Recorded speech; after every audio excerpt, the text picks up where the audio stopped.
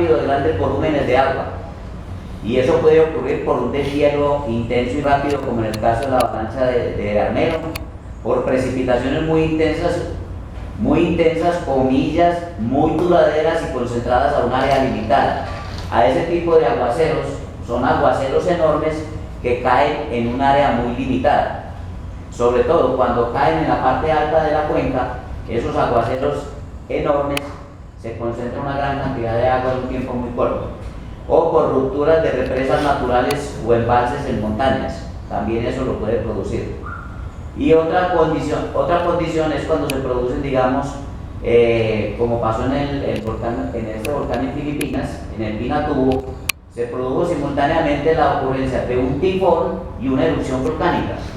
Entonces, el volcán, el Pinatubo, aportó toda la cantidad de material piroclástico, ¿cierto? Y el tifón, o huracán, pues allá lo llaman tifones en el sudeste asiático, el tifón aportó la enorme cantidad de agua que se necesitaba, o sea, a lo que ya era malo se le sumó algo peor. Eso suele suceder en la naturaleza. Entonces, el monte Pinatubo produjo uno de los lahares, que así se llama, como les dije, en el caso de esa coincidencia de los volcanes, por la temperatura tan alta de la avalancha, se conoce como lahar. El Pinatubo produjo uno de los lahares más desastrosos conocidos por el hombre.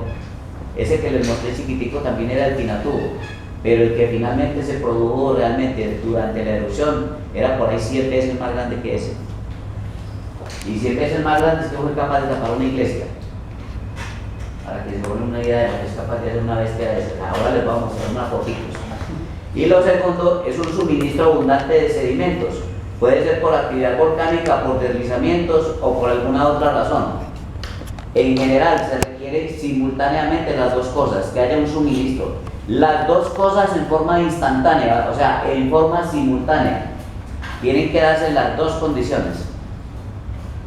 Y obviamente habrá factores acelerantes como que se produzcan en valles muy cerrados y en cañones inclinados con saltos. O sea, los saltos como los que ustedes vieron en las quebradas, esos saltos aceleran las avalanchas de una manera espantosa. Aún si son pequeños, aún si es un salto de 2 métricos, una avalancha se acelera ahí de manera espantosa. Voy a mostrarles algunos ejemplos. Esto es el río Páez en Colombia, pues hace poquito, y esto es lo que esto realmente es un abanico creado por una enorme cantidad. Observe que se produjo un sismo y un aguacero intenso. Entonces el sismo lo que hizo fue remover la tierra.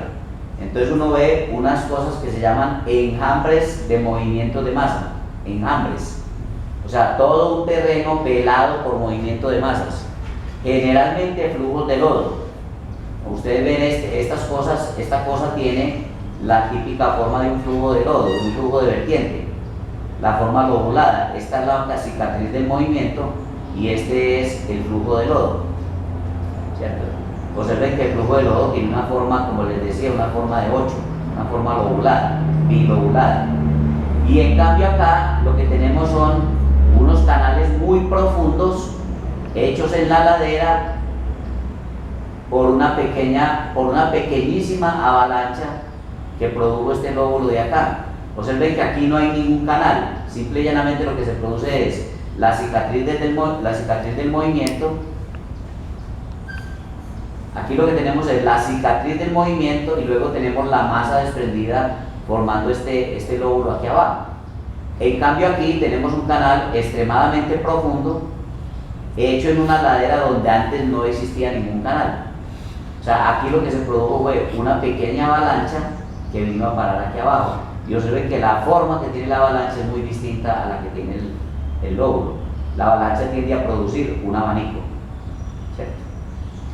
Y bueno, hay muchos detalles que podemos mirar, pero lo que me interesa mostrarles en este caso es que esta huella que hay aquí, esta huella es la huella de la avalancha del río Páez.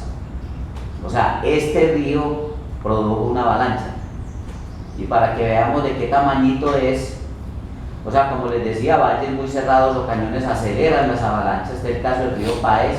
canales muy inclinados con saltos también. A veces, para acabar de componer, las avalanchas son capaces de montarse cuando una proviene de una ladera y la otra proviene de la misma ladera, se pueden juntar y formar una sola. O sea, puede darse coalescencia de avalanchas. Este caso fue por sismo en un periodo lluvioso, y para que nos formemos una idea, que yo no sé por qué no está aquí, pero una idea más o menos nos da de la altura que alcanzó el lóbulo de la avalancha. La distancia que hay entre este canal y esto es más de 40 metros de altura. O sea, esta avalancha en la parte frontal tenía más o menos unos 40 metros de altura. Váyase imaginando una pared de roca de 40 metros de altura, de por qué la va a parar. Eso es más o menos peligrosito. Dependiendo, los avalanchas dependen de realmente si predomina la tierra, si predominan las piedras, o si es un material caliente. Hay muchas maneras, todas ellas preliminares, de clasificar las avalanchas, siendo la peor de todas la avalancha que llaman de escombros, que es esto. Esto es una pequeña avalancha de escombros. Como les digo, esto es una borrasca seca, no se ve el agua por ningún lado. Todo el material esencialmente son grandes bloques, incluyendo árboles, casas, todo eso lo destruye. Y observen la altura, un árbol de estos tiene más de 10-15 metros, o sea que esta avalancha alcanzó aquí en este cañón unos 20 metros de altura. Ahora, imaginen ustedes, entonces, una masa de roca de este tamaño, de unas 20 metros de altura, moviéndose por una ladera de estas a velocidades del orden de 60 kilómetros por hora. Eso más o menos es peligrosito, ¿cierto? A uno le da una idea de que es peligrosito. Este es el caso esto es un detalle de la que les mostraba anteriormente. Observen que la avalancha simple y llanamente creó el canal, este canal, esto es otro canal, esto es otro canal creado por avalanchas. Esta una, esta otra, y se juntan y forman una avalancha mayor. Y esa avalancha mayor crea ese canal. Las avalanchas son capaces de crear canales. Vamos a ver algunas en Colombia famosas: el lajar de Armero en 1985, el lajar de Villatina en 1987. ¿Qué fue lo que pasó aquí en Villatina? Que un movimiento de masa se transformó en una avalancha. El flujo de San Carlos de 1990, al que le debemos la destrucción de una represa en forma instantánea. La represa de Punchiná fue completamente destruida en un segundo. O sea, todo el vaso de agua quedó vaso de piedra. En septiembre de 1990, los flujos de Morindó iniciados por un sismo en octubre del 92, la avalancha del río Taparto en Ande en el 93 y la avalancha del río Páez en julio del 94. Voy a mostrarles algunas. Vean ustedes que uno no siempre es gordito, ¿cierto? A mí me encantaban las avalanchas hasta que las vi trabajar y ya dejaron de gustarme mucho. Avalancha del río Taparto en el año 93. Nosotros iniciamos los estudios de avalanchas con la avalancha de Taparto y la avalancha de la Yugá más o menos en estas fechas.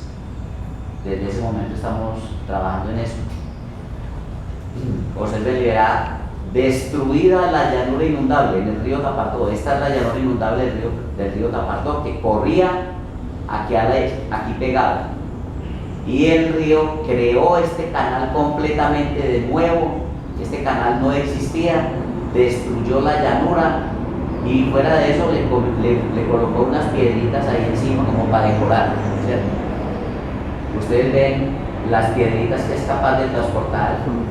Comparen pues con la altura mía, la altura de una piedra de esas, ¿cierto? Esta fue en 1993, muy interesante.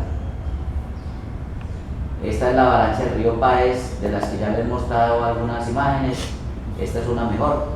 Ahí ven los enjambres de deslizamientos creados por el sismo.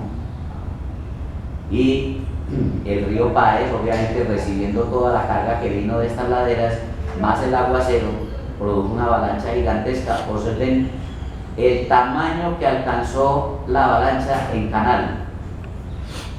Y enseguida creo que hay un detalle exacto, este es el que más me gusta.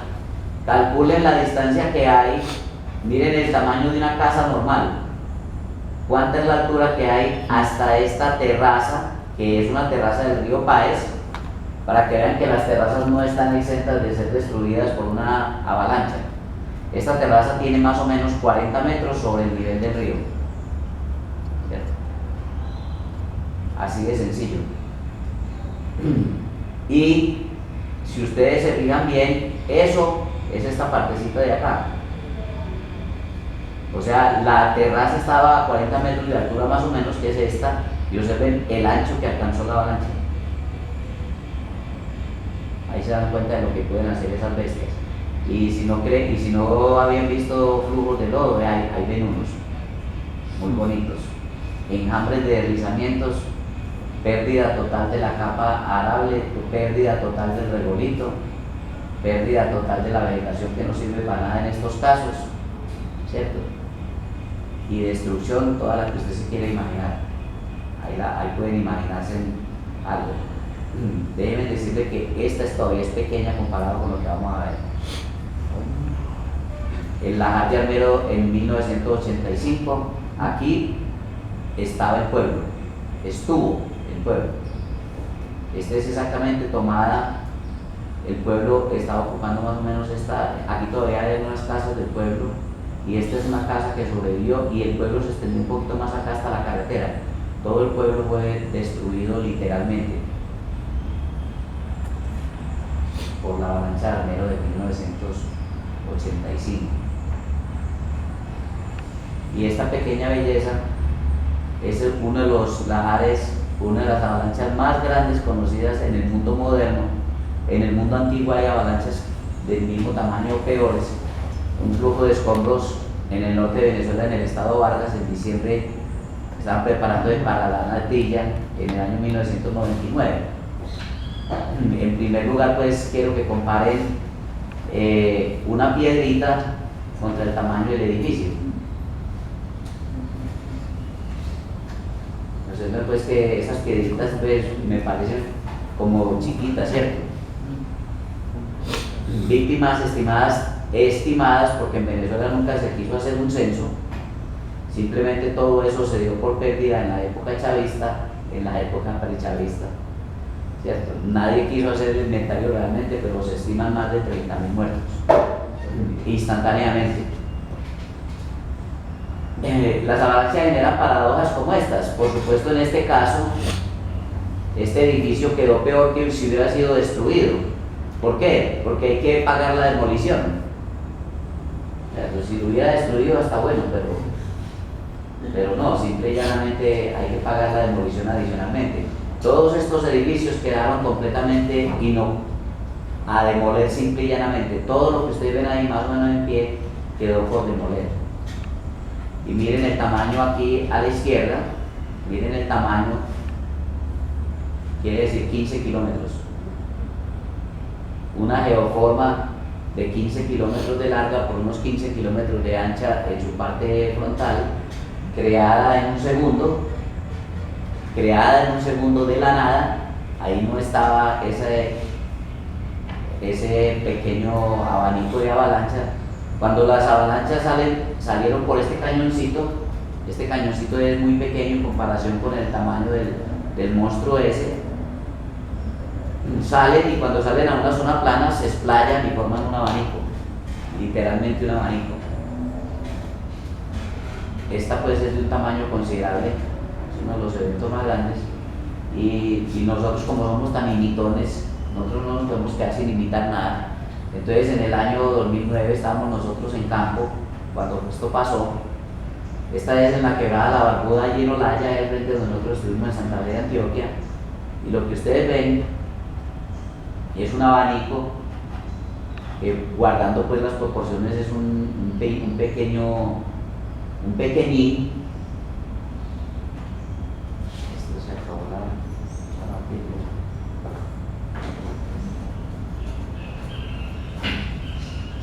Este es un abanico de avalancha también. Este es un pequeñín. Aquí sale la quebrada La Barbuda y se creó todo este abanico gigante en una sola noche o en un solo evento.